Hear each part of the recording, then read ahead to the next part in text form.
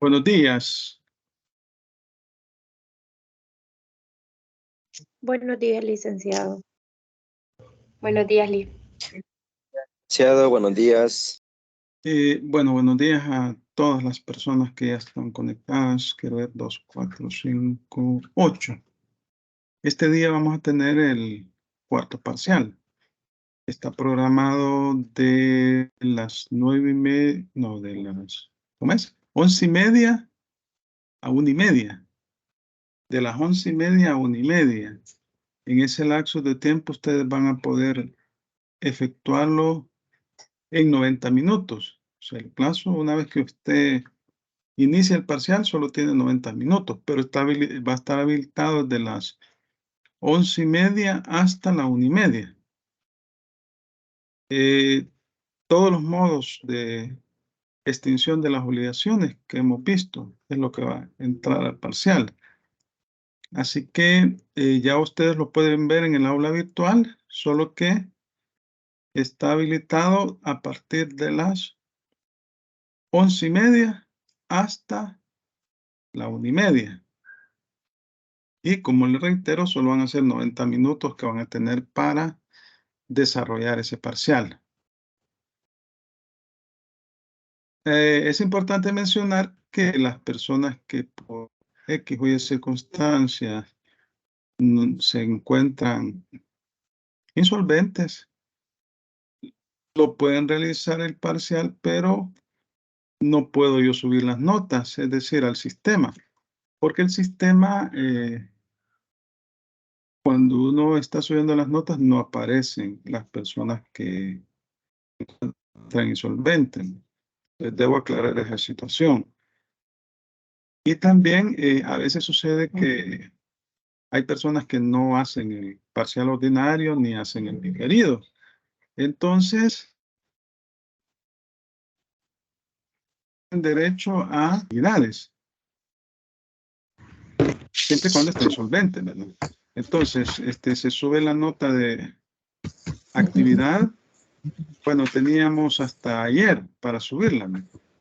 O sea, la nota de actividad es la nota correspondiente al porcentaje que corresponde al 40%. Eso es. Entonces, esos estudiantes y no, solo quiero ver aquí también. Vale. Bueno, las personas que por X circunstancias no hicieron el parcial ordinario, no hicieron el diferido, solo tienen derecho a la nota de actividades en la fecha que la universidad programa. Y esta fecha fue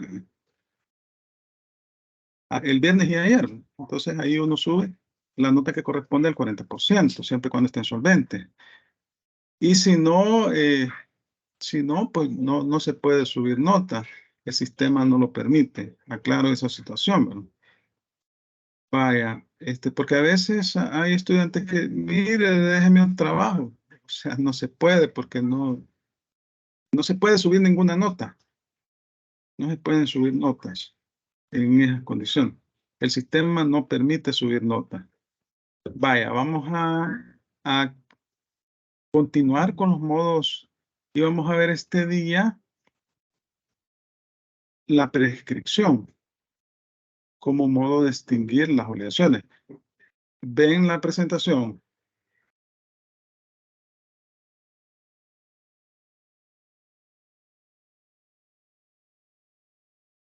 ¿Consulto? ¿Ven la presentación? Sí, licenciado. Vale, gracias. Vale, mire, entonces, vamos a platicar este día sobre la prescripción. La prescripción es un modo de extinguir las obligaciones y tenemos dos de prescripción. La prescripción adquisitiva y la prescripción extintiva, que es la que nos interesa porque estamos viendo el curso de obligaciones. Por medio de la prescripción adquisitiva se adquiere el dominio de las cosas ajenas una vez que ha operado la prescripción. Entonces, por ejemplo, un inmueble, una persona vive por 30 años en ese inmueble y no se acerca el dueño, no hay contrato de ningún tipo de arrendamiento ni nada. Entonces puede adquirir el dominio de ese bien inmueble por prescripción. Obviamente que debe de ejercer la acción judicial correspondiente porque debe ser declarada judicialmente y debe ser alegada por la parte interesada. Esa es la prescripción adquisitiva. Por esta se adquiere el dominio de las cosas ajenas. Y la prescripción extintiva o liberatoria, que es la que nos atañe a nosotros porque es obligaciones, esta sirve para extinguir las obligaciones. Y ambos tipos de prescripciones pues, se encuentran como modo de extinguir las obligaciones en el artículo 1438, que ya lo hemos leído en clase. Vamos a buscarlo por acá. 1438. El numeral 9, 1438. Las obligaciones se extinguen además en todo parte. 9 por la declaratoria de prescripción. Vaya. Entonces, ambos tipos de prescripción se dan por el mero transcurso del tiempo. Por el mero transcurso del tiempo es que opera la prescripción. Así lo establece el artículo 2231. Lo vamos a buscar por acá, 2231. Alguien que me haga el favor de leerme el artículo 2231 del Código Civil. Si gusta, se lo leo yo, licenciado. Hágame el favor. Capítulo 1 de la prescripción en general, artículo 2231. La prescripción es un modo de adquirir las cosas ajenas o de extinguir las acciones y derechos ajenos por haberse poseído las cosas o no haberse ejercido dichas acciones y derechos durante cierto lapso de tiempo y concurriendo los demás requisitos legales. Una acción o derecho se dice prescribir cuando se extingue por la prescripción. Vaya. Cuando se extingue por la prescripción. Entonces, en el artículo 2231 nos define tipos de prescripción. El elemento común de ambos es el transcurso del tiempo. Y como decíamos que la diferencia que existe entre un tipo de prescripción y la otra es que uno opera para adquirir los bienes, la prescripción adquisitiva, las cosas, y la otra opera para extinguir las obligaciones, que es la prescripción extintiva. Entonces, en el artículo 2231 que acabamos de leer, se define la prescripción extintiva como un modo de extinguir las acciones y derechos ajenas por haberse ellos ejercido durante cierto tiempo y concurriendo los demás requisitos legales. Aquí estamos hablando que se trata de una inactividad del acreedor.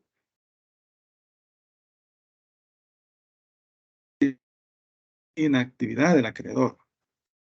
Y este beneficio, esta prescripción, es un beneficio a favor de los deudores.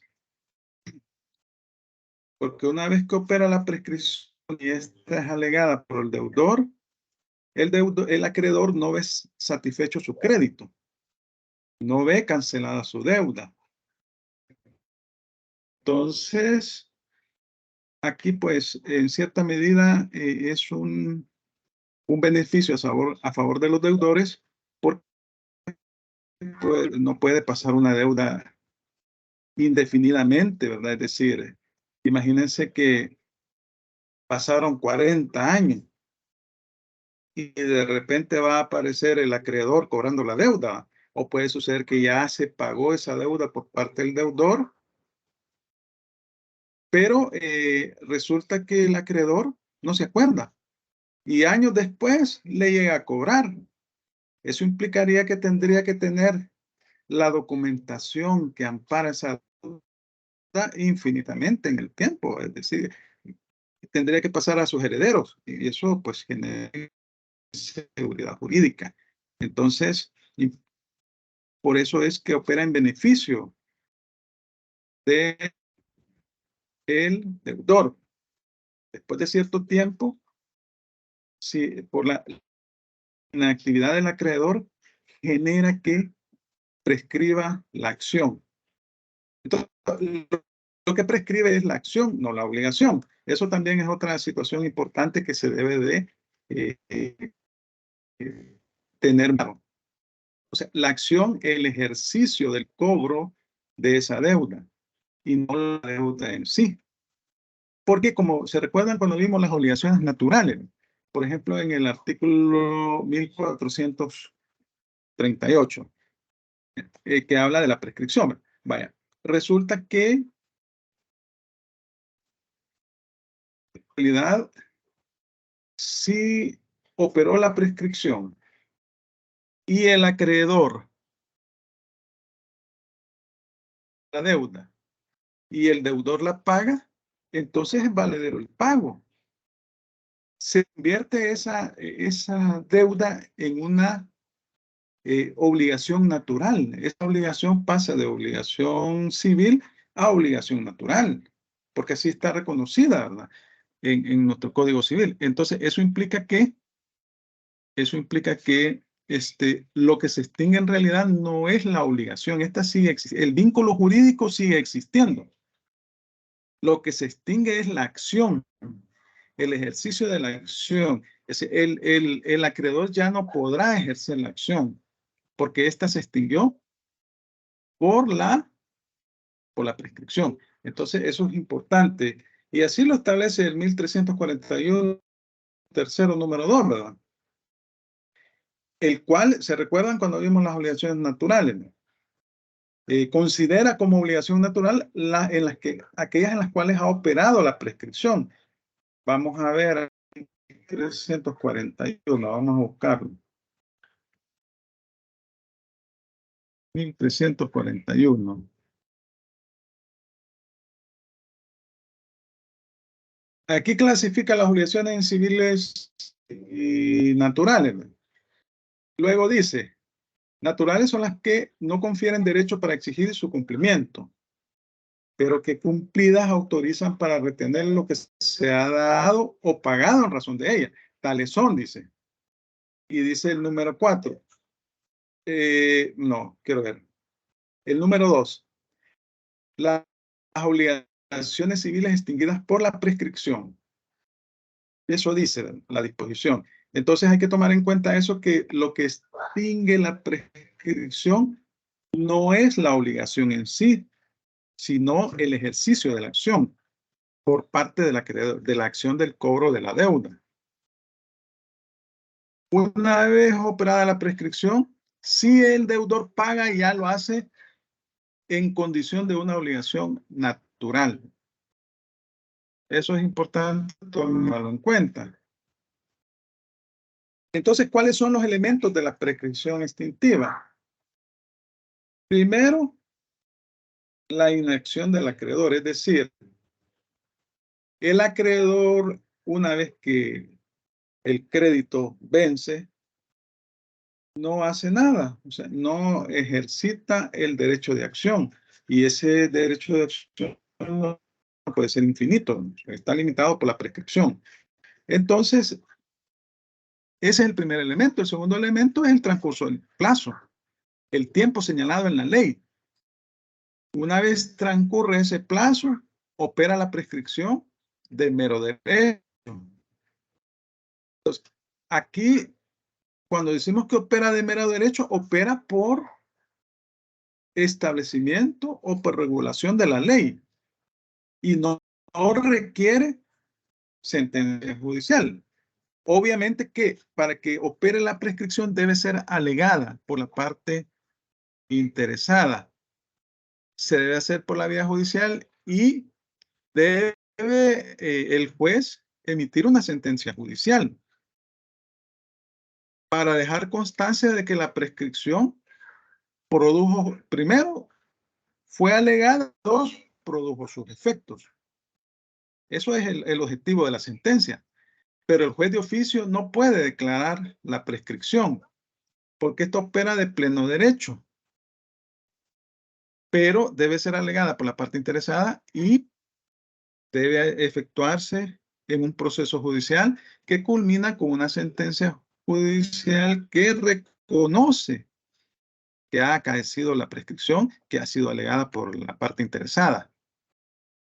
Entonces, ¿a partir de cuándo corre? Bueno, la prescripción comienza a correr a partir del momento en que la obligación se ha hecho exigible. Al vencimiento del plazo señalado en la ley, a partir de ahí comienza a correr el plazo de la prescripción. Entonces, vamos a leer el artículo 2253. Vamos a buscarlo por acá.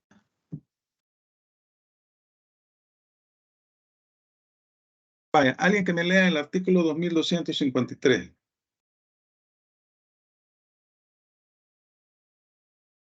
Capítulo Lea. 3 de la prescripción como medio de extinguir las acciones judiciales. Artículo 2253. La prescripción que extingue las acciones y derechos ajenos exige solamente cierto lapso de tiempo, durante el cual no se hayan ejercido dichas acciones. Ajá, inciso segundo. Sí, se cuenta este tiempo desde que la acción o derecho ha nacido. Vaya, gracias.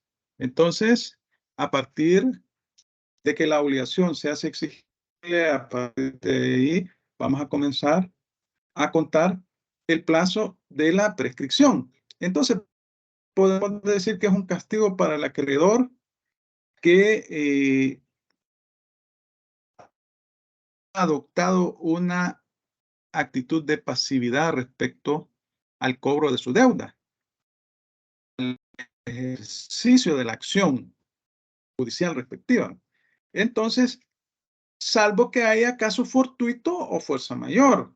Ya en el artículo 146 del Código Procesal Civil y Mercantil podemos encontrar una frase muy, digamos, un término muy común del impedido por justa causa no le corre plazo. Así dice el artículo 146, es un principio general del derecho. Aquí tengo yo el Código Procesal Civil y Mercantil. Voy a buscarlo por acá. Fíjense cómo dice, se lo voy a leer. Este es el Código Procesal Civil y Mercantil. Principio general de suspensión de los plazos. Artículo 146. Al impedido por justa causa no le corre plazo. Desde el momento en que se configura el impedimento y hasta su cese, se considera justa causa la que provenga de fuerza mayor o de caso fortuito, que bloquea a la parte en la imposibilidad de realizar el acto por sí. Entonces, lo que está castigando la prescripción es la pasividad negligente del acreedor en el ejercicio de su acción del cobro de la deuda una vez que ésta se ha hecho exigible. Pero, si éste demuestra que hubo su inactividad se debió a un caso fortuito, fuerza mayor, entonces ahí, pues, el juez tendría que evaluar dicha situación jurídica y no podría correr entonces la prescripción en el plazo que se dio ese caso fortuito o esa fuerza mayor, con base en el artículo 146 del Código Procesal Civil y Mercantil. Entonces, decimos que el plazo a partir del cual comienza a correr la prescripción es desde en que se cumpla el término o plazo establecido para el pago de la obligación. Ahora bien, ahí vamos a depender si es una obligación pura o simple, si es una suspensiva o bajo condición resolutoria. Acuérdense que en el caso de las obligaciones condicionales, primero debe operar el cumplimiento de la condición a la cual está sometida. Una vez que se operó la condición, a partir de ahí comenzaría a correr. En el caso de la condición resolutoria, pues es una cláusula generalmente establecida en los contratos, en el cual se dispone que por el incumplimiento de una de las partes se considera resuelto el contrato. Entonces, esta comienza a operar desde el día en que el contrato se celebra. Ahora bien, el cómputo de los plazos que se van a aplicar, bueno, ahí hay que leer los artículos 46, 47 y 48 del Código Civil. Eso es de Derecho Civil 1.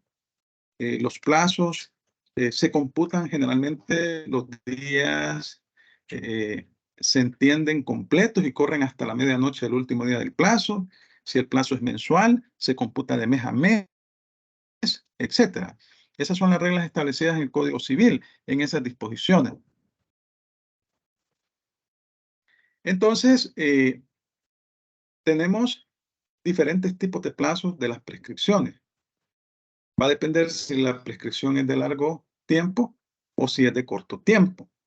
Entonces, la prescripción de largo tiempo se encuentra regulada desde los artículos 2254 a 2259 del Código Civil.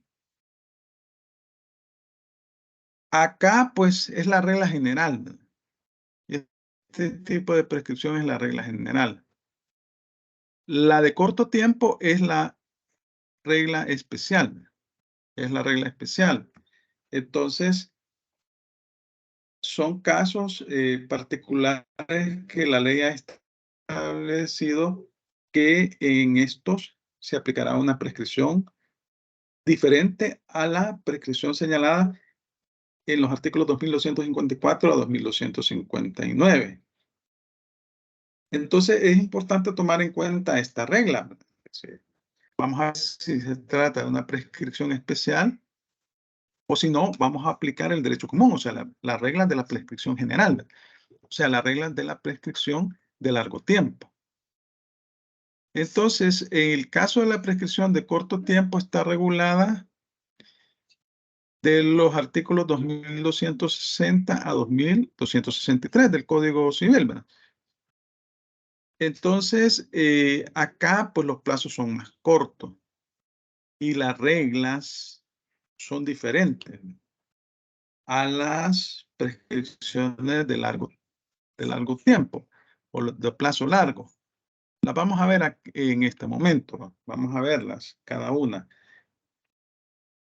Aquí tenemos, por ejemplo, que cuando hablamos de prescripción de largo plazo, tenemos que leer los artículos y los vamos a ir leyendo poco a poco a medida que vayamos avanzando en la clase. 2254, 2255 y 2256. Ahí se regula la prescripción de largo plazo. O sea, estamos hablando de prescripción extintiva. Y aquí es importante tomar en cuenta diferentes tipos de prescripción extintiva cuando hablamos de prescripción de largo tiempo. Uno son las acciones de obligación y dos, las acciones propietarias. El caso de las acciones de obligación, estas se dividen en acciones de obligación propiamente tales y acciones reales o accesorias de obligación. Cuando hablamos de acción, hablamos de derechos personales, hablamos de crédito. Acuérdense que hay una clasificación de las acciones. Acciones reales y acciones personales. ¿Verdad? Las personales son aquellas que se reclaman respecto de una persona determinada. Y las reales respecto de una cosa determinada. Entonces, cuando hablamos de las obligaciones de acción, hacemos referencia a derechos personales, o sea, a créditos, al cumplimiento de una obligación crediticia. Entonces, estas las podemos dividir, como decíamos, en acciones de obligación propiamente tales, las derivadas de cualquier contrato de venta, arrendamiento, mutuo, sociedad, comodato, etcétera. Esas son relacionadas, que pueden ser reclamadas respecto de una persona. Y las acciones reales o accesorias de obligación. Aquí hablamos de los derechos reivindicativos. O sea, aquí estamos hablando de el ejercicio del derecho de dominio.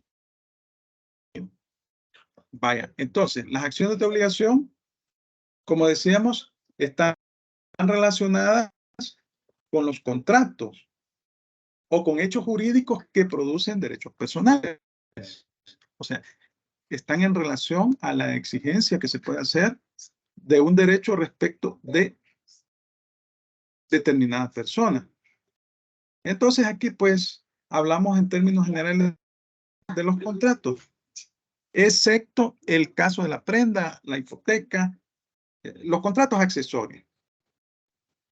O sea, los contratos relacionados con, ¿cómo se llama? Con caución.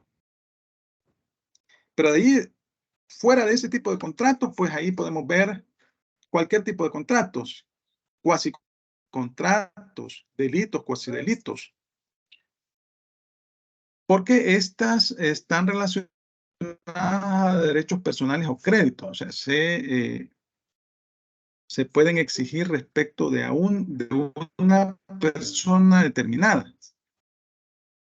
Entonces, a esta se les aplica el artículo 2254. Lo vamos a leer. 2254. Alguien que me haga el favor de leerme el artículo 2254.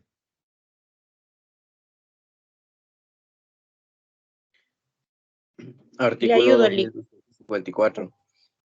Ese tiempo es en general de 10 años para las acciones ejecutivas y de 20 para las ordinarias. Cuando existan simultáneamente la acción ejecutiva y la ordinaria, la prescripción de estas correrá al mismo tiempo que la de aquella, de suerte que transcurridos los 10 años de la acción ejecutiva, la ordinaria durará solamente otros 10. Vaya, vamos a ver, gracias. Entonces, aquí vemos que el plazo establecido en la ley para las acciones ordinarias es de 20 años y para las ejecutivas es de 10 años. Entonces, debemos de considerar esta situación o cuál es la diferencia entre una acción ejecutiva y una acción ordinaria. Miren, las acciones ejecutivas son aquellas que están relacionadas con títulos que llevan aparejada ejecución. O sea, son aquel tipo de acción que se puede ventilar en juicio ejecutivo, en un juicio ejecutivo. Están relacionadas con documentos, con títulos valores, letras de cambio, con sentencias judiciales. Entonces, porque estos títulos traen aparejada ejecución. Entonces, acá establece el 2254 que cuando son acciones ejecutivas son 10 años la prescripción. Una vez acaecida la prescripción de los 10 años, opera la prescripción ordinaria. Es decir, que si se venció el plazo de los 10 años, en el caso de la acción ejecutiva, no le queda más que la acción ordinaria a la persona por otros 10 años. Entonces, la acción ejecutiva está relacionada con títulos. Estamos hablando que se trata de aquellos documentos que traen aparejada ejecución y cuyo ejercicio o reclamo se efectúa en un juicio ejecutivo. Vamos a ver, aquí yo tengo, solo los vamos a ver así brevemente, el 457 y el 554 del Código Procesal Civil y Mercantil. Ya van a ver, a manera que ustedes se vayan familiarizando. Esta no es clase de derecho procesal. Fíjense, dice, títulos ejecutivos. Ven ustedes, libro tercero, procesos especiales, título primero, el proceso ejecutivo. Títulos ejecutivos, dice. Artículo 450. Son títulos ejecutivos que permiten iniciar el proceso regulado en este capítulo lo siguiente. Y ahí los comienza a enumerar instrumentos públicos, instrumentos privados, títulos, valores y sus cupones, constancias, libretas o recibos extendidos por instituciones legalmente autorizadas. Bueno, ahí los pólizas, acciones, instrumentos públicos. Los demás documentos que por disposición de ley tengan reconocido este carácter. Luego tenemos el otro artículo que es el 554. Lo vamos a ver aquí, 554. Títulos de ejecución nacionales. Aquí los menciona. Son títulos de ejecución, sentencias, las sentencias judiciales que ya están firmes, los laudos arbitrales, las sentencias que estén en un proceso de arbitraje, acuerdos y transacciones judiciales, homologados, multas procesales, bueno, etc. Entonces, este tipo de prescripción es de 10 años para acción ejecutiva. Luego, la acción ordinaria es aquella que se ventila en un juicio ordinario, un juicio común y corriente. Es decir, que no se trata de documentos con fuerza ejecutiva. Y entonces acá estamos hablando que la prescripción es de 20 años, así lo dice la ley. Aquí tenemos algunos ejemplos, la acción de nulidad, la acción resolutoria. Esas son acciones ordinarias, en juicio, que se ventilan en juicio ordinario.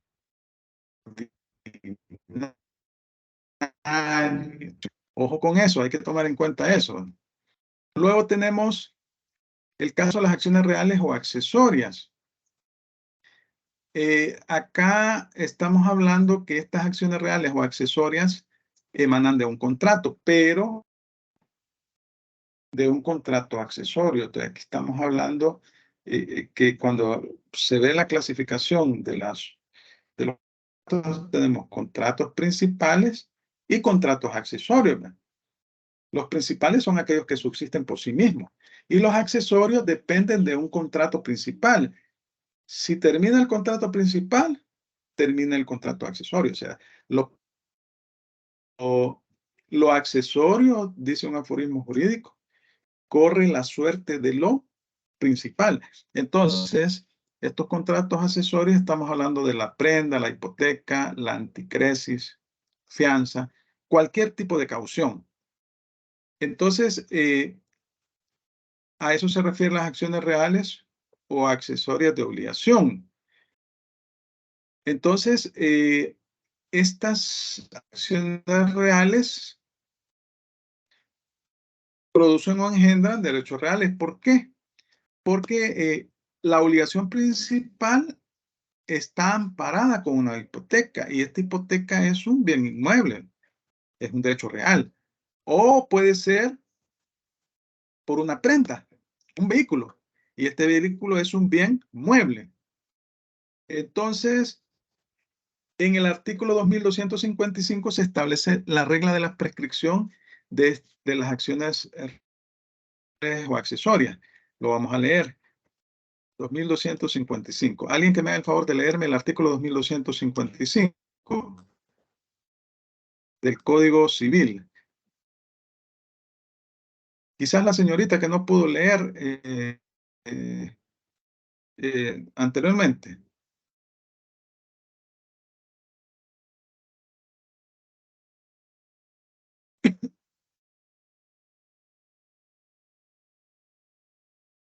¿Quién me lo lee?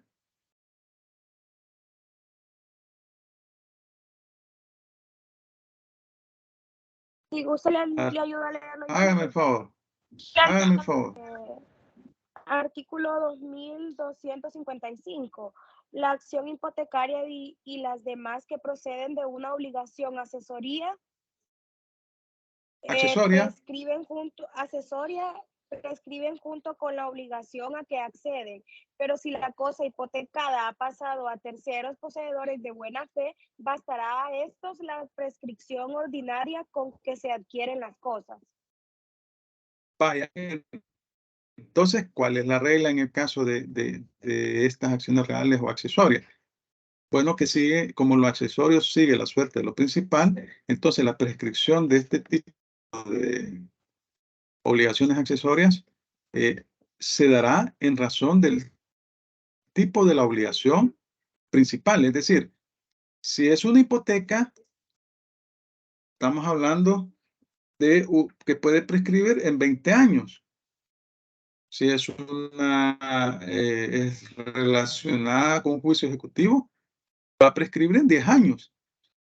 O puede ser una prescripción especial de 3 y 2 años. Va a depender de la obligación a la cual éstas le estén dando caución. Así va a ser la prescripción de estas acciones reales o accesorias. Entonces, estas prescriben juntamente con la obligación a que acceden. Así estaríamos diciendo que la acción prendaria, la acción hipotecaria, la acción de cualquier contrato destinado a garantizar un contrato principal, prescriben en el mismo tiempo que la ley señala a la acción del contrato principal. Luego tenemos las acciones propietarias. Y estas de las acciones propietarias están relacionadas con el derecho de dominio. O sea, están relacionadas con la reivindicación. Cuando la persona reclama un derecho de dominio respecto de otra persona que tiene en su poder el bien. El bien. Entonces, un tercero, el bien se encuentra en manos de un tercero, el que perturba el goce del derecho de dominio de la persona a quien le pertenece. Entonces, este es el caso de la acción reivindicatoria, que es aquella que se ejerce cuando el legítimo dueño de la cosa reclama respecto de un tercero que ha llegado a tomarse la cosa, que se la devuelva. Se la devuelva. Entonces, están destinadas a reclamar un derecho poseído por otro. Están regidas en cuanto a su prescripción por el artículo 2256. Alguien que me lea el artículo 2256.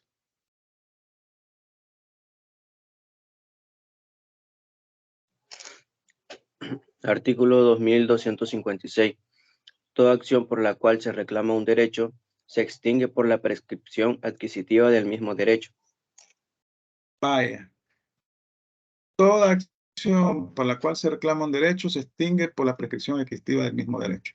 Entonces va a depender del tipo de derecho, que así puede ser una prescripción de 10, de 20 años, o de 30 años, o de 3 años. Va a depender. Entonces, eso es lo que nos está diciendo el artículo 2256. Entonces, pues el típico caso de la acción reivindicatoria, como decía, que es la acción de dominio que tiene el propietario para reclamar la posesión de su derecho de dominio, cuya posesión tiene otro individuo. Entonces, aquí es importante tomar en cuenta esta situación, que el derecho de dominio no se pierde por no gozarlo el propietario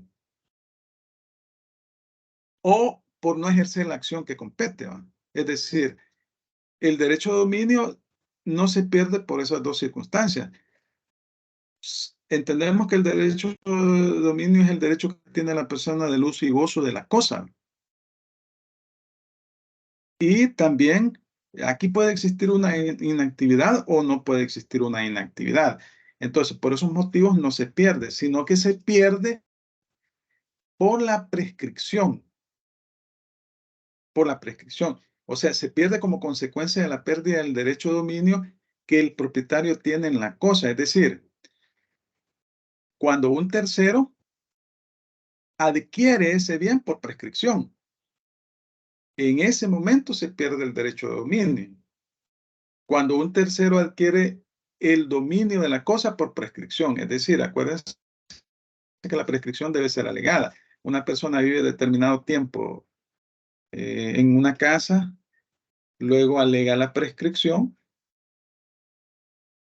por la vía judicial y existe sentencia judicial que la reconoce.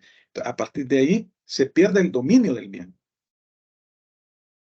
Se pierde el dominio del bien. O sea, mientras no exista prescripción, aunque yo no goce de la cosa, yo soy el dueño de la acción, aunque yo no ejerza ningún tipo de, perdón, yo soy el dueño del bien, aunque yo no ejerza ningún tipo de acción también, ¿verdad? Pero una vez que opera la prescripción y es alegada por la vía judicial y es reconocida y declarada, entonces ahí se pierde la posesión o el dominio de bien, ¿verdad? Entonces, acá, pues, estamos hablando que la acción propietaria no se extingue por el no ejercicio de ella durante el plazo establecido, y el propietario que deja transcurrir 20 años o más sin ejecutar su acción, no por eso pierde el dominio, sino que lo pierde porque una persona alegó la prescripción y le fue reconocida. Entonces, por eso aquí aparece una pregunta. ¿Cuándo aparece la acción en el derecho de dominio? Cuando un tercero lo perturba. Solo entonces nace la acción para obtener el reconocimiento del derecho. Yo puedo tener una finca y ahí va a estar la finca, yo no la visito ni nada, pero de repente resulta que llega una comunidad y se la toma y comienzan a hacer casitas y todo. Ahí me nace el derecho de acción para que yo lo pueda ejercitar legalmente ante los tribunales. Pero si yo dejo transcurrir el tiempo y pasa el plazo de 20 o más años establecido en la ley, entonces, y las personas alegan la prescripción y les es reconocido, hasta ese momento se pierde mi derecho de dominio. Entonces, tenemos la Licenciado, otra pregunta, ¿sí? Ajá. yo quería consultarle, si digamos que una persona no hace sus veces de dueño y yendo al inmueble bueno, por decirlo así, a hacer sus veces de dueño, pero digámoslo así, si esa persona solicita que una extractada en el CNR o está pendiente tal vez de pagar los impuestos, pero no tal vez de apersonarse al inmueble. Entonces se puede tomar esas acciones como que sí realiza sus veces de dueño. Vaya, acá lo que sucede es esto. Si usted es dueño de un bien inmueble, lo recomendable es que, y hay otra persona que lo ocupa, que haga un contrato, ya sea de alquiler o de comodato. Eso es lo más recomendable. Porque de lo contrario, le pueden alegar la prescripción si usted no ejerce ninguna acción legal, ni tampoco hace uso o disfrute de la cosa.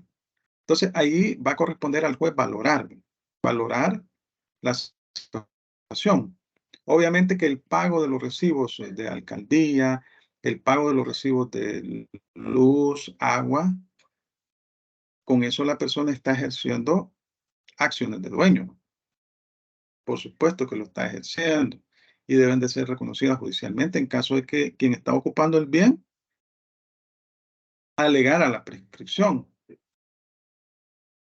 Pero yo soy del criterio que no basta con eso. Si usted tiene un inmueble, usted está pagando recibo de agua, luz, impuestos municipales, pero no tiene ningún tipo de contrato de arrendamiento o de comodato u otro tipo de contrato que pudiera, entonces le pueden alegar la prescripción.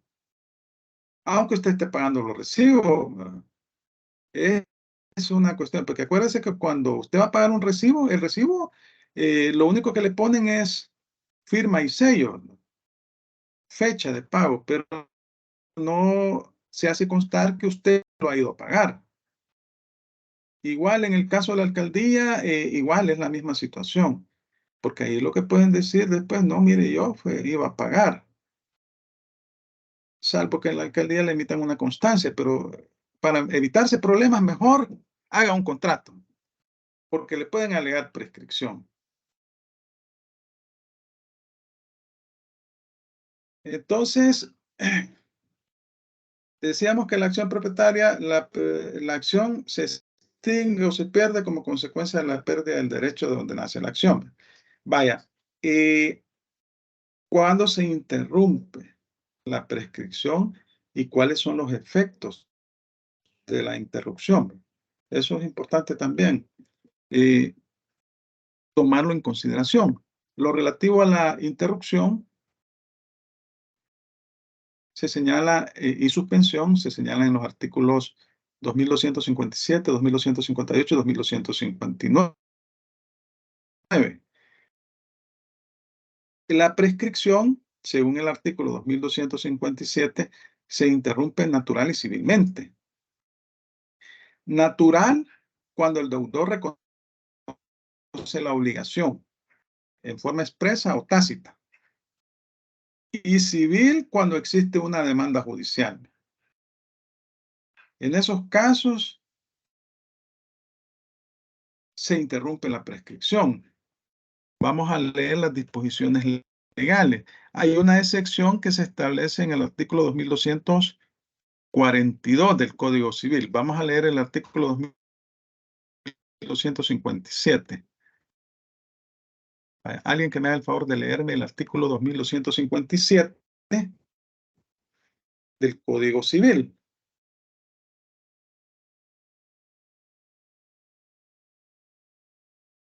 Yo, licenciado. Hágame el favor. Artículo 2257. La prescripción que extingue las acciones ajenas puede interrumpirse, ya natural, ya civilmente. Y inciso 2, si se interrumpe naturalmente por el hecho de reconocer el deudor la obligación, ya sea expresa, ya tácitamente, el que reconoce la firma de un documento privado de obligación, reconoce por el mismo hecho que contrajo la obligación expresada en el documento. Inciso 3. Se interrumpe civilmente por la demanda judicial, salvo los casos enumerados en el artículo 2242. En el caso 42, ahí no opera la interrupción de la prescripción. Vamos a ver, aquí está, miren. Alguien que me haga el favor de leerlo, por favor. El 2242.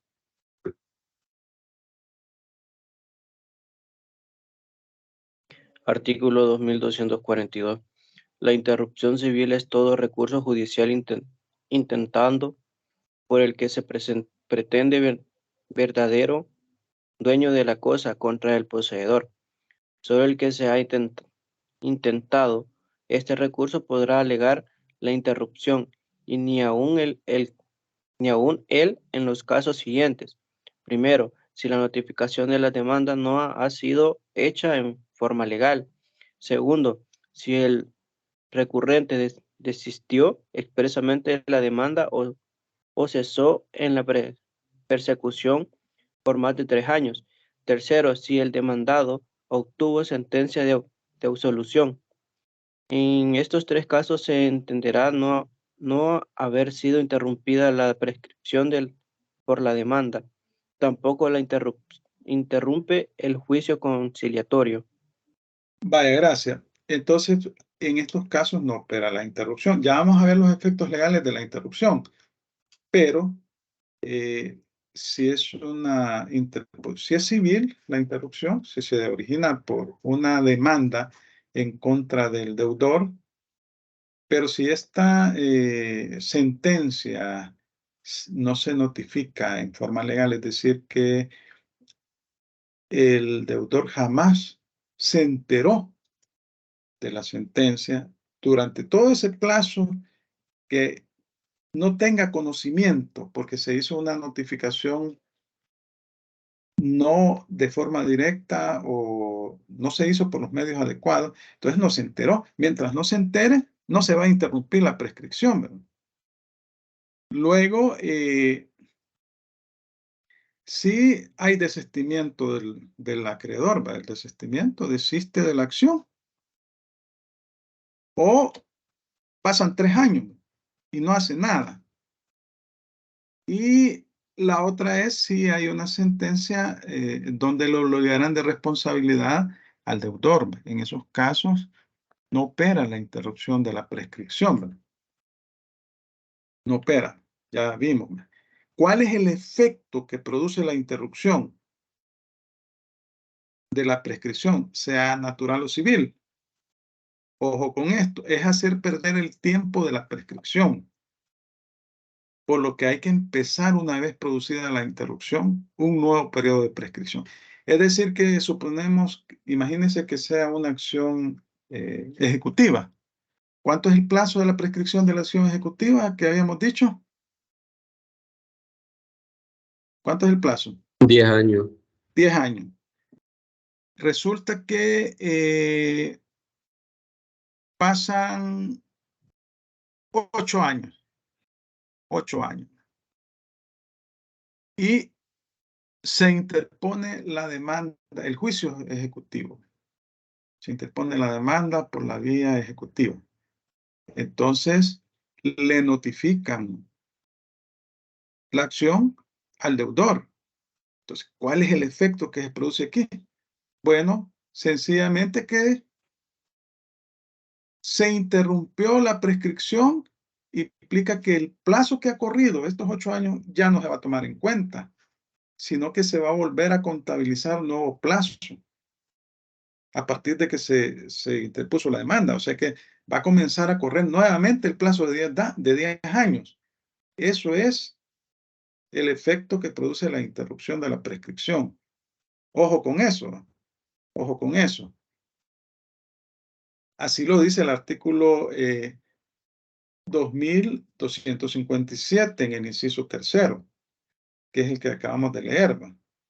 En estos 3 casos se entenderá no haberse sido interrumpida la prescripción por la demanda. Vaya, veamos acá. Sí, vaya. Entonces, para que exista interrupción civil es necesario que exista una demanda judicial. Así es. Y la demanda debe ser notificada en legal forma para que pueda tener efecto. Deben de cumplirse estos 3 requisitos establecidos en el artículo 2242 para que opere la interrupción. De lo contrario, no va a operar la interrupción. O sea, si va a seguir corriendo el plazo legal, entonces se va a perder ese beneficio. Vaya. Aquí también tenemos los casos de obligaciones solidarias e indivisibles. Aquí, cuando hablamos de obligaciones solidarias, acuérdense que pues hay varios obligados, ¿no? Y si se interrumpe la prescripción respecto de uno, aprovecha o perjudica a todos los acreedores o codeudores. Pero si la obligación es puro y simple, la interrupción de la prescripción opera respecto de la persona y no respecto de los demás, o acreedores o codeudores, ¿va? Ahora, ¿en qué caso se suspende la prescripción?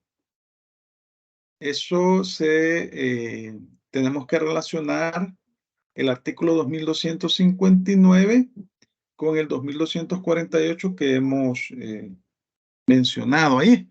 Vamos a ver el 2259. Vamos a ver ahí. 2259. Alguien que me haga el favor de leerme el artículo 2259. Artículo 2259. La prescripción que extingue las obligaciones se suspende en favor de las personas enumeradas en el artículo 2248. Transcurridos 30 años no se tomará en cuenta la suspensión mencionada en el inciso precedente. Vaya. Aquí hay 2 situaciones interesantes. Dice que se va a suspender en favor de las personas enumeradas en el artículo 2248. Eso dice.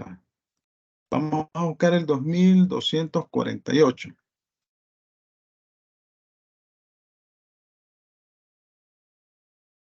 Vaya, vamos a ver. Alguien que me lo lea.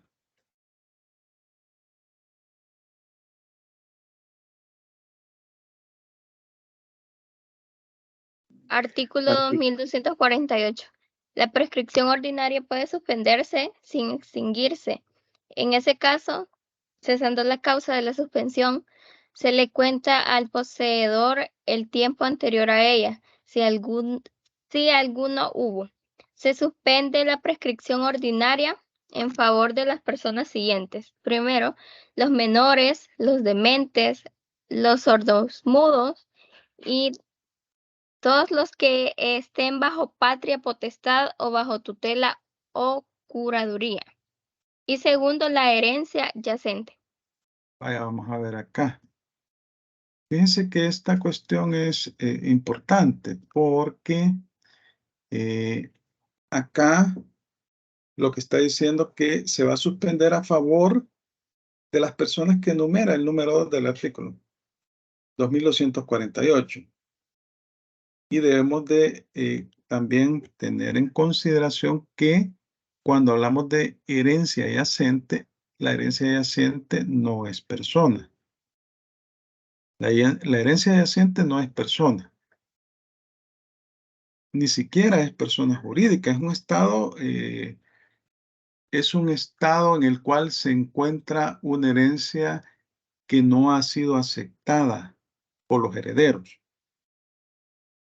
No ha sido aceptada por los herederos.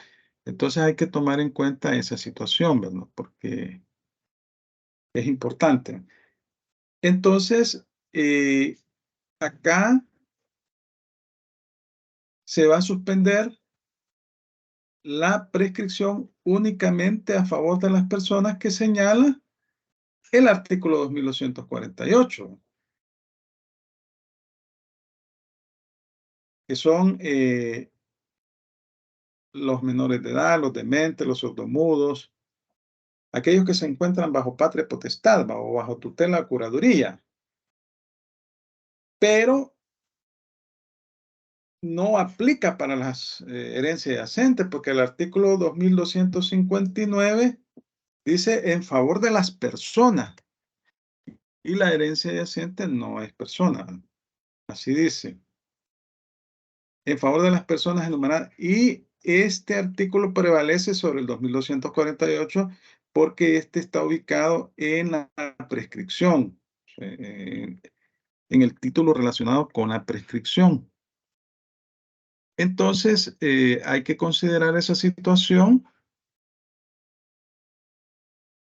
y también hay que tomar en cuenta que solo aplica para las personas mencionadas en el 2248 por principio de legalidad. Aquí no se puede aplicar la analogía ni extenderse a otro tipo de personas. Ahora, ¿cuáles son los efectos de la suspensión? Miren, los efectos de la suspensión, ojo con esto también, porque estamos viendo los efectos de la prescripción, de la interrupción, perdón. Decíamos que en el caso de la interrupción se pierde el tiempo anterior que ha sido contado y se vuelve a computar un nuevo plazo. Esto es aplicable a cualquier tipo de prescripción, civil, mercantil, familia, laboral. Ahora, ¿qué sucede con la suspensión? El efecto de la suspensión es que no hace perder el tiempo de prescripción anterior. Es decir, si ya pasaron 5 años y se suspende por 1 año la prescripción, después de finalizado ese año va a seguir corriendo y considerándose el tiempo anterior. Es decir, vamos a comenzar el 6º año, 7º año, 9 años, 10 años. Entonces, se toma en consideración el tiempo anterior en la suspensión. En la interrupción no. Se vuelve a computarizar el tiempo y se pierde el tiempo anterior. Detiene, en el caso de la suspensión, detiene solamente su curso mientras subsista la causa que la produce. Desaparecida la causa, continúa corriendo la prescripción, por lo que el tiempo anterior se añadirá al tiempo que corra con posterioridad a ella. Ojo con eso. Ahora bien, hay acciones que no prescriben, más que todo aquellas relacionadas con el derecho público, ¿verdad? Con derechos humanos. Hay delitos que no prescriben, los de lesa humanidad, ¿verdad? De orden, aquellos que son de orden público. Y en materia civil, las servidumbres de tránsito, por ejemplo, siempre y cuando proceda. O en el caso del matrimonio civil, ¿verdad? O sea, usted puede solicitar la nulidad del matrimonio civil mientras está conviviendo con la persona, es decir, no le prescribe ese derecho. Y hay, pues, derechos que son imprescriptibles establecidos en las leyes, sobre todo en leyes de naturaleza pública. Ahora, cuando hablamos de prescripción de corto tiempo, pues aquí son reglas especiales que establece el Código Civil, ¿verdad? La regla general es la prescripción de largo tiempo, 10, 20 años. Juicio ejecutivo 10, juicio ordinario 20 años. Pero la prescripción de corto tiempo, bueno, esta prescripción son reglas especiales establecidas en la ley y que pueden ser aplicables a cualquier acto, más allá de los casos que expresamente están contemplados en el Código Civil, porque ahí va a depender de las leyes que las establecen. Esta está regulada del artículo 2260, 2261, 2262. Y está clasificada en dos tipos de prescripción, de 2 y 3 años. Ojo con eso. Tenemos prescripción de 2 años y tenemos prescripción de 3 años. Luego tenemos también en el 2263 un tipo de prescripción de tiempo corto de acciones especiales que nacen de ciertos actos o contratos a que se refiere el 2263. Esto depende de la ley. Hay ciertas prescripciones que están establecidas en diferentes leyes, ahí se regulan de corto tiempo y entonces se van a aplicar lo regulado en esas leyes. A eso hace referencia el 2263. Vamos a ver. La prescripción de 3 años.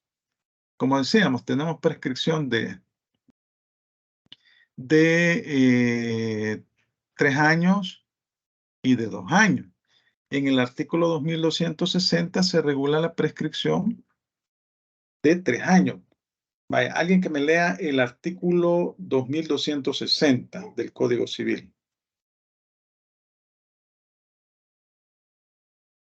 Yoli, artículo 2260 prescriben en 3 años los honorarios de jueces, abogados, procuradores, partidores, los de médicos y cirujanos, los de directores o profesores de colegios y escuelas, los de ingenieros y agrimensores y en general de los que ejercen cualquier profesión liberal. Ojo con eso, ustedes que van a ser profesionales, ¿no? 3 añitos, 3 añitos. ¿Cuál es la regla general acá? Que la persona ejerce una profesión liberal y que se le está pagando un honorario. ¿Qué es lo que prescribe? La acción para exigir el pago de ese honorario. Entonces estamos hablando que son 3 añitos, 3 años nada más.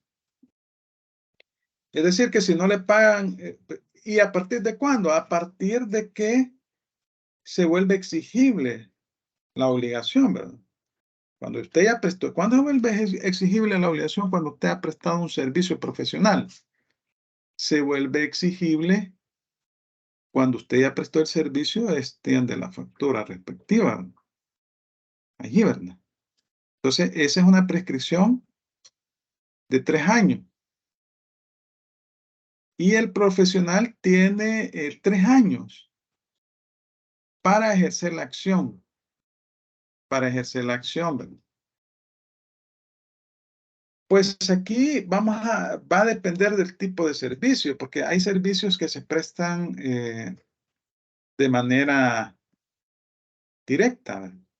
Es decir, aquí volvemos a los contratos de tracto sucesivo y aquellos contratos que se ejecutan en una sola acción, ¿verdad? Cuando, digamos, usted presta un servicio, un odontólogo le saca una muela, ¿va? Le sacó la muela, le entregó la factura. ¿A partir de cuándo va a comenzar a contar ese plazo? A partir del día en que se terminó el servicio y le emitió la factura, ¿verdad? A partir de ahí se hace exigible el cobro de la deuda. Ahí tiene 3 años el odontólogo para reclamar por la extracción de la muela. Pero a veces sucede que hay servicios que se prestan en el tiempo, es decir, son sucesivos, servicios de carácter sucesivo. Por ejemplo, aquí se pone el ejemplo de los médicos. Tratamiento médico puede implicar muchas cosas, ¿verdad? Una cirugía, usted llegó, pasó una semana en el hospital, lo prepararon, le hacen la cirugía, etcétera. Puede ser un mes, no sé, ahí va a depender desde cuándo se comienza a computar el plazo de los 3 años de la prescripción.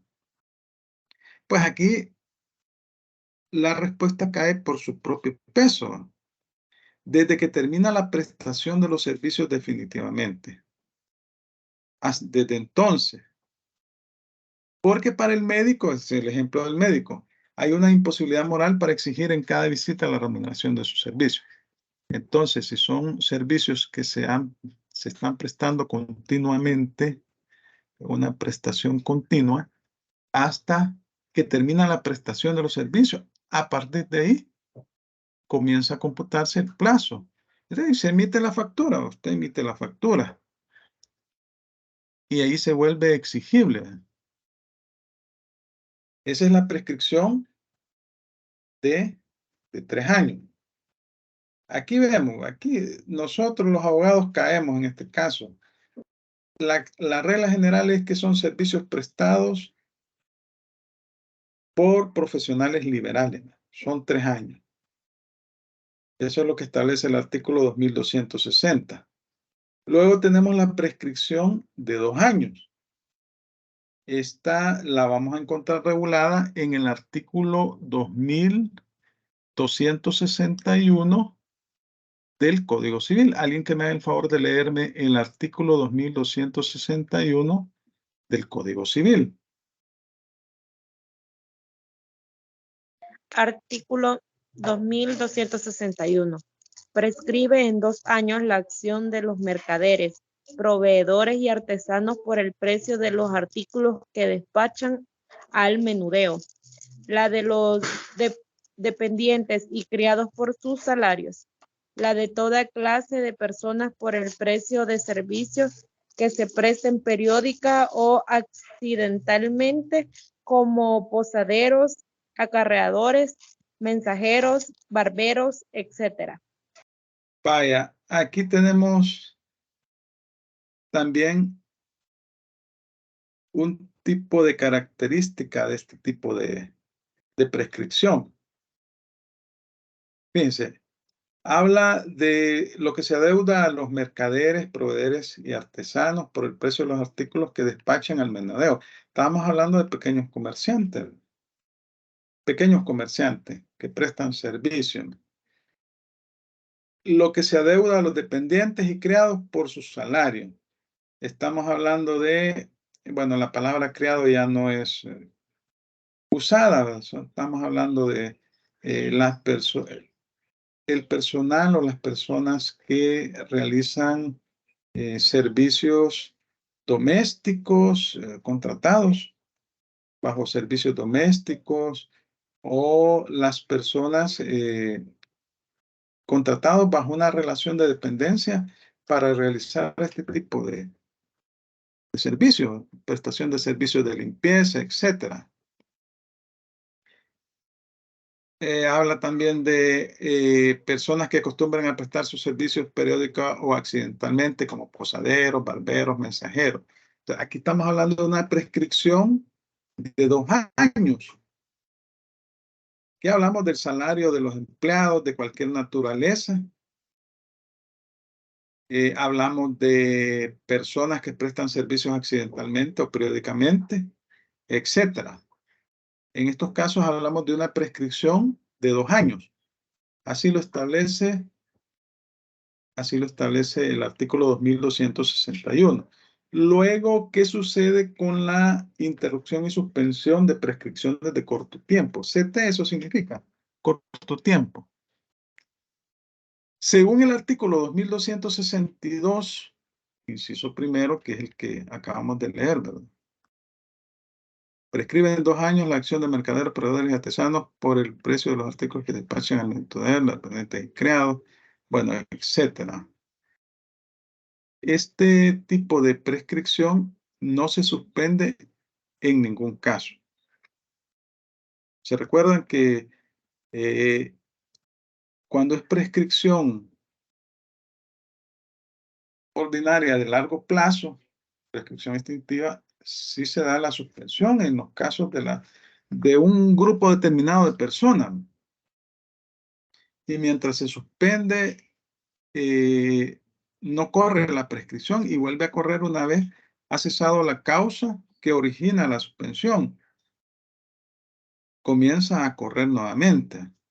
Entonces, acá lo que sucede es que por la naturaleza del servicio o de la actividad que le han prestado y porque entiende la ley que estas personas, pues normalmente esa actividad que realizan es la que genera su fuente de vida, sus gastos de vida, sus ingresos de vida. Entonces, por esa situación es que resulta que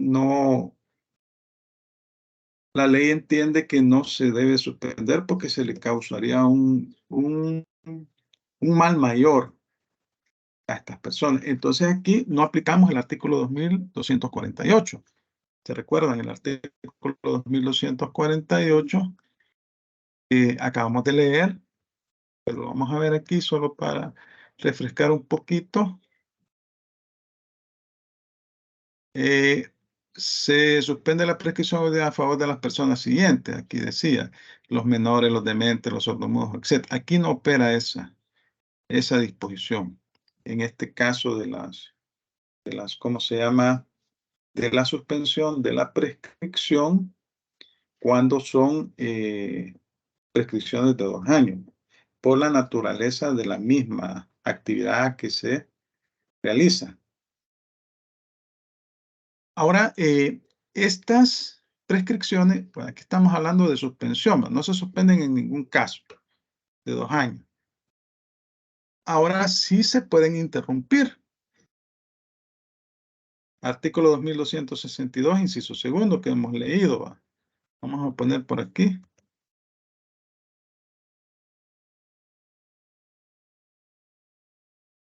En ambos casos sucede la prescripción de corto tiempo, la del 2254. Fíjense cómo dice, en ambos casos sucede a la prescripción de corto tiempo la del artículo 2254. ¿Y qué dice el artículo 2254? Eso es importante tomarlo en cuenta en este caso. El inciso primero, que ya lo leímos, miren, dice, artículo 2254. Este tiempo es general de 10 años para las acciones ejecutivas y de 20 para las ordinarias. Así dice el inciso primero, es el que nos interesa. ¿Qué sucede acá? ¿Cuáles son los casos por los cuales se interrumpe? Uno, desde que interviene pagaré o obligación escrita o concesión del plazo por el acreedor. Y 2 desde que interviene el requerimiento. Eso dice el 2262, ¿verdad? 2262.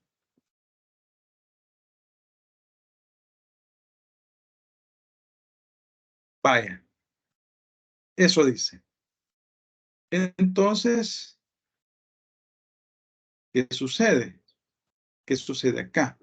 Vaya, dice, desde que interviene pagaría obligación escrita o concesión. Estamos hablando de un reconocimiento de la obligación por parte del deudor. Y 2, desde que interviene requerimiento. Aquí no hablamos de cualquier tipo de requerimiento, ¿verdad? Sino que estamos hablando de requerimiento judicial.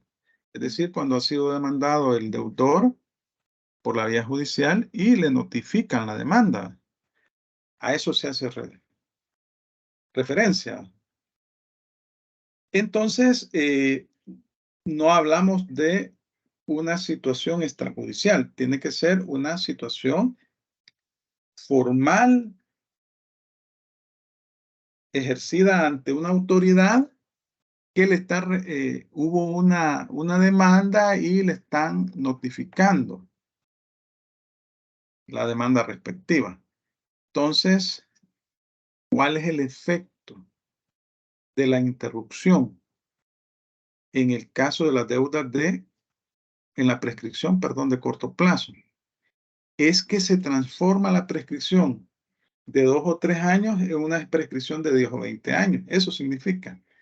O sea que cuando se interrumpe por estas dos causales, uno es cuando el deudor reconoce la obligación y entonces firma un pagaré, o mediante escrito le dice sí, estoy de acuerdo, le pide plazo, o cuando hay una demanda judicial, ¿verdad?, por no pago y le notifican la demanda. Entonces, en esos casos, ¿qué sucede?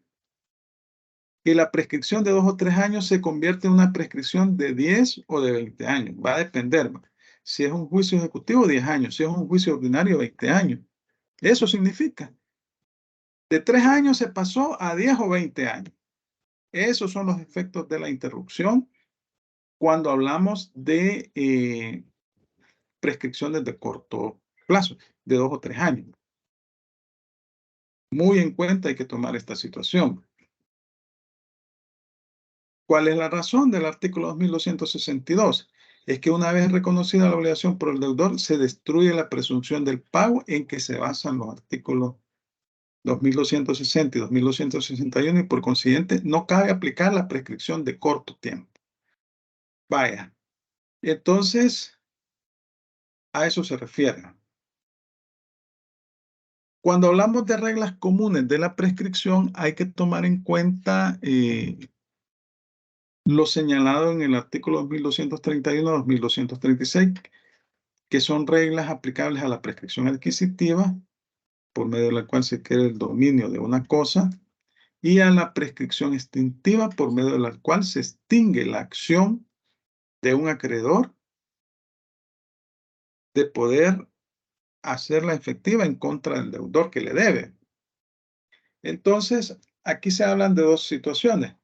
Uno es que la prescripción debe ser alegada por la parte interesada y dos, que la prescripción puede ser renunciada por la parte a la cual le puede afectar. Entonces, obviamente que para que la prescripción pueda ser alegada, se requiere que la parte a quien le favorece la alegue por la vía judicial. Y una vez que es alegada y el juez verifica, emite sentencia reconociendo la prescripción. El juez de oficio no la puede reconocer. No puede el juez de oficio aplicar la prescripción. Tiene que ser alegada por la parte interesada. Y una vez que es alegada por la parte interesada, hasta ese momento el juez verifica si ha operado, porque la prescripción opera de mero derecho, por el mero transcurso del plazo, pero debe ser alegada y declarada la prescripción, o sea, alegada por la parte interesada y declarada por sentencia judicial. Pero el juez no puede hacerlo de oficio, porque de lo contrario estaría favoreciendo a una de las partes, ¿verdad? Ahora, el derecho de renunciar la prescripción es un derecho propio del deudor, ¿verdad? Porque a él le favorece. Y esta renuncia puede ser en términos formales o explícitos, o sea, puede ser una renuncia tácita o puede ser una renuncia en la cual, en forma expresa, el deudor la solicita, como que cuando se venció el plazo cuando transcurrió el plazo de la prescripción y el deudor está consciente y paga la deuda. Es un acto que lleva implícito el reconocimiento, la renuncia implícita de la prescripción y expresa cuando lo hace por escrito. Claro, por la vía judicial, ¿no? Entonces, pero para que opere la renuncia, la prescripción debe haber sido cumplida, de lo contrario no opera. La renuncia a la prescripción ha sido equiparada por la ley a la enajenación y por eso no puede renunciar la prescripción sino el que puede enajenar. Luego hay que tomar en cuenta también que solamente puede renunciar a la prescripción a quien le favorece. Y también se dan casos cuando hay deudores, codeudores o fiadores. Si operó la prescripción a favor del deudor principal, obviamente que el fiador puede oponer al acreedor la prescripción renunciada por el deudor principal, ¿verdad? Así es, ¿verdad? Es decir, si operó la prescripción y el acreedor le cobra al fiador, entonces él te puede oponer la prescripción que corrió a favor del deudor, ¿verdad? Ahora, bueno, como si la prescripción, aquí sí es importante decir esto, si la prescripción es un derecho del deudor, si la renuncia es porque va a pagar, entonces el acreedor tiene que entenderse directamente con él y no con el fiador, ¿verdad? Porque el fiador, mire, el deudor renunció a la prescripción, eso significa que la va a pagar, entiéndase con él. A eso sería. Y luego en el artículo 2236 es importante mencionar que las reglas de la prescripción extintiva son aplicables al Estado, a las iglesias, a las municipalidades, a los establecimientos y corporaciones nacionales y a todos los individuos particulares que tienen la libre administración de lo suyo, dice el artículo 2236. De sus bienes serían. Entonces, opera contra el Estado también la prescripción. Todas estas reglas que hemos visto. Bueno, miren,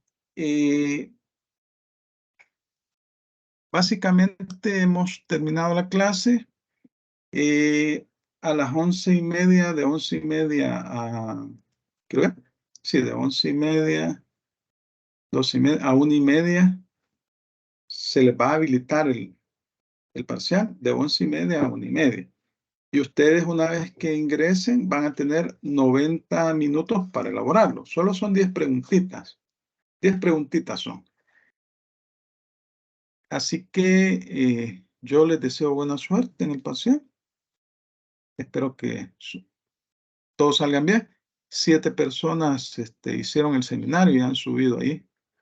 No he visto, solo vi que 7 personas. Acuérdense que tenían que subir el reporte y tenían que subir el recibo de pago. Y eso equivale a 3 puntos, ¿no? Luego, pues el 40% es del trabajo y el 60% es el parcial. Y hay las personas que hicieron trabajo y parcial, pues 10% de trabajo y 3 puntos completos de esa, bueno, de ese seminario que recibieron. Así que, bueno, yo les deseo buena suerte a todos en este parcial. tranquilos, son 10 preguntitas, no se ofusquen. Deben de ser cuidadosos en responder. A veces hay personas que hacen el examen en 5 minutos y ¿cómo van a hacer? No sale bien. Nadie que haga el examen en 5, 10, 15, incluso 30 minutos va a salir bien. Bien raro. Así que tómense su tiempo, tranquilos, tranquilos. No se vayan a desesperar. Respondan tranquilamente, tómense los 90 minutos.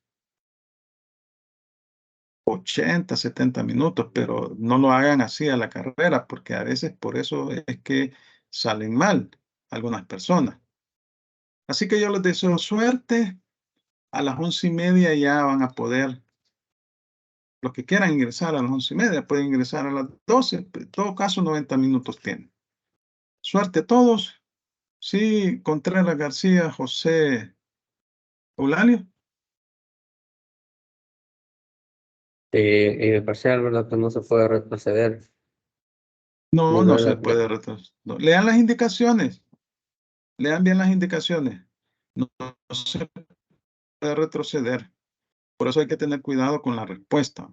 Deben de estar seguros de responder, porque ya no se puede retroceder. Estamos, ¿verdad? Bueno, si no tienen consultas, Estamos. si no tienen Gracias, consultas, licenciado.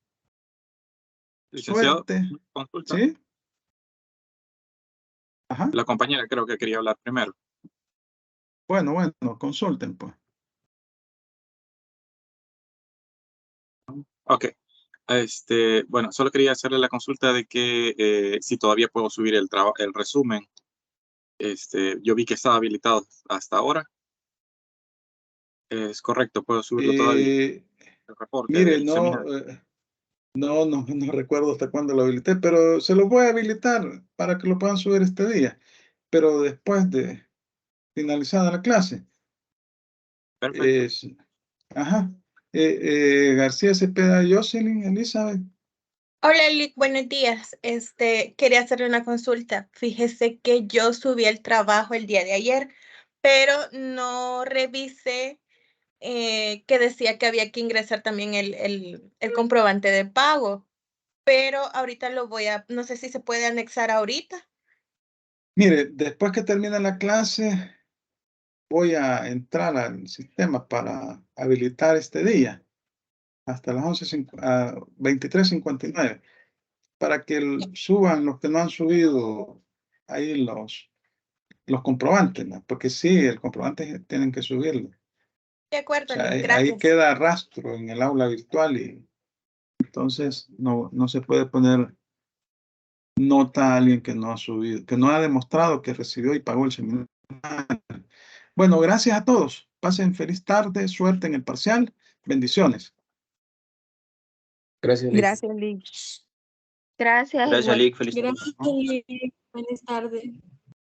Lick.